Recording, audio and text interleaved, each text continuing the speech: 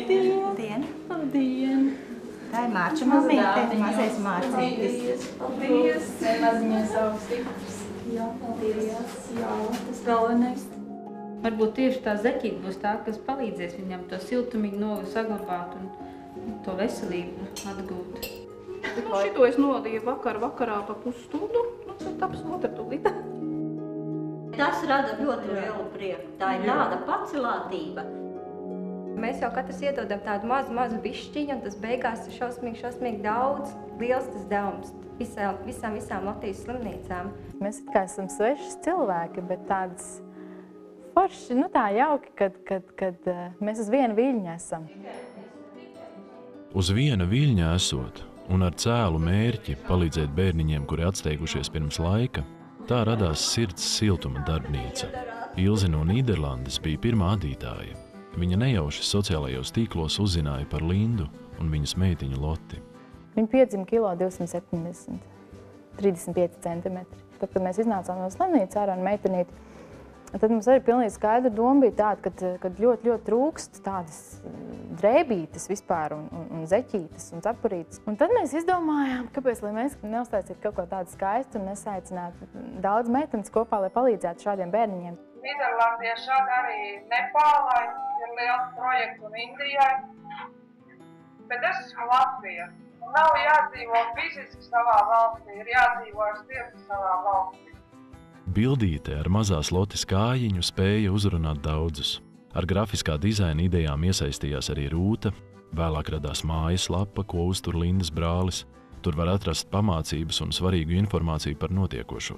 Ir izveidojusies savu veidu sieviešu solidarizēšanās kustība, kas pulcē ap 80 dalībniecēm ne tikai no Latvijas novadiem, bet arī adītājas no vairākām Eiropas valstīm. Lai to izvestu tik lielā mērogā, tur vajag to enerģiju. Lindai viņi ir.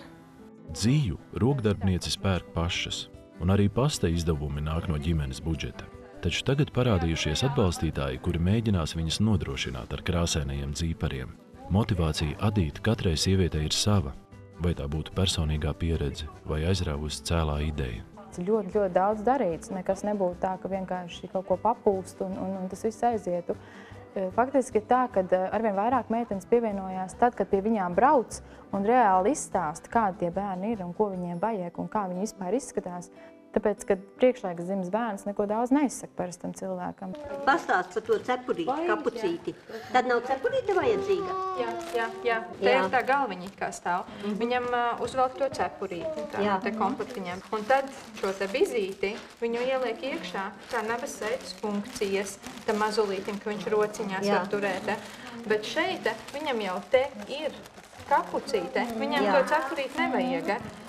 Pirmo reizi sastrādājām darbiņas kopā, tā lai meitenes arī pašas redz, kas notiek un kā tas notiek. Jā, tagad iesaiņos. Šis ir kaut kas unikāls un kaut kas ļoti foršs, jo mūsu meitenes ieliek mīlestības šajos darbiņos. Un ar rokām āda nevis mašīna. Te ir kokoniņš ar cepurīti un zeķītēm. Un klāt vēl liksim sedziņu, tad būs komplektiņš. 14 cepurītes. Cik mums tagad sanāca šī vedumā? Zeķītes 546, vispārējais kopā skaitot katrs adījums ir 1075. Pēc statistikas datiem Latvijā ik gadu priekšlaicīgi piedzimst 6% mazuļu. Pērn to bija 1155. Lai mazos aprūpētu, nepieciešamas dārgas tehnoloģijas un medikamenti, taču ar mīlestību izlolotie adījumi arī ir liels ieguldījums, lai bērniņi augtu. Sirds siltuma darbnīcas meiteņu veikumu saņēmušas lielākās Latvijas slimnīcas, kurās ir jaundzimušo intensīvās terapijas nodaļas. Tas ir ļoti liels atbalsts arī mūsu priekšlaicīgo bērnu mammām un tētiem, jo viņi ierodoties šajā nodaļā sagaidījuši savu pirms laika piedzimušo bērniņu, ir ļoti apmulsuši. Un redzot, ka tur sagaida maza izadīta cepurīte, mazas izadītas zeķītus un cimdiņi, viņi jūtās daudz drošāk, jo viņi nav vieni šai pasaulē. Labdien!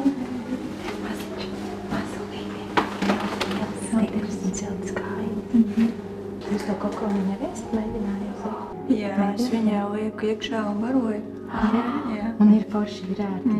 Viņam pašam arī tak forši. Jā. Pat konču kustos. Jā, Viņš tikko pēda. Jā. Tas ir darbs, ar ko, kā saka, es ceļos ar prieku un eju ar prieku. Un tas ir forši, ka par to nemaksā īstenībā. Ja man par to maksā, droši vien, ka es sāku vērtēt naudā to visu. Tāpēc, nu jā.